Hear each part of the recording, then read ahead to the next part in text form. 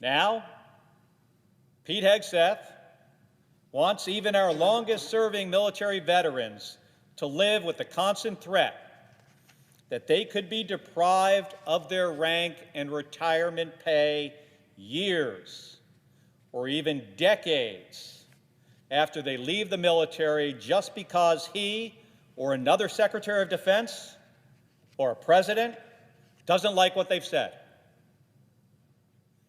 If Pete Hegseth succeeds in silencing me, then he and every other Secretary of Defense who comes after him will have license to punish any retired veteran of any political persuasion for the things that they say.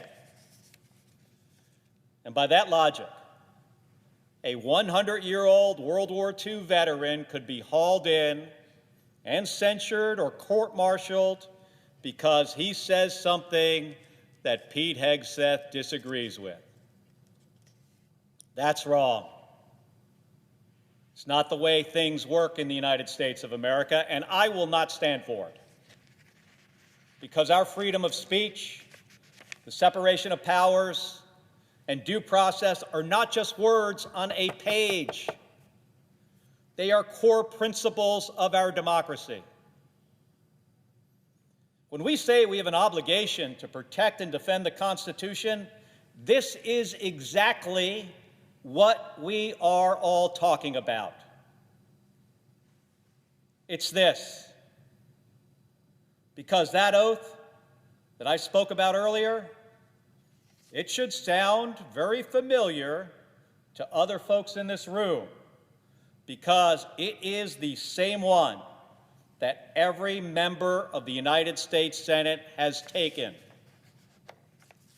For 250 years, we have been the greatest democracy the world has ever seen because patriotic Americans have been willing to stand up for not just their own rights, but for the rights of all of our fellow citizens.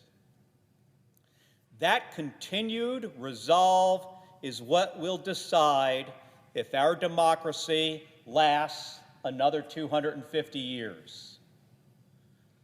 That's why today I filed a lawsuit against the Secretary of Defense to protect my rights, the rights of retired veterans, and the rights of all Americans.